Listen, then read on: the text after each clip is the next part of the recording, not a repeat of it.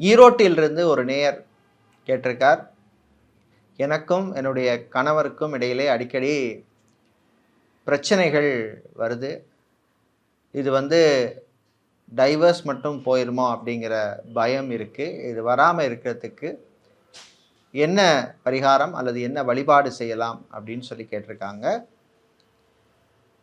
இதுக்கு பிரச்சனை இல்லாமல் இருப்பதற்கு நீங்கள் ராஜராஜேஸ்வரி அம்பாளை வழிபட்டு வருவது சிறப்பு. ராஜராஜேஸ்வரி அம்பாளை பௌர்ணமி திதியிலோ அல்லது வெள்ளிக்கிழமையிலையோ இல்லைன்னா கூட எந்த நாளாக இருந்தால் கூட அந்த நாளிலே சுக்கிரஹோரை அல்லது குருஹோரையிலே வழிபட்டு வாருங்கள்.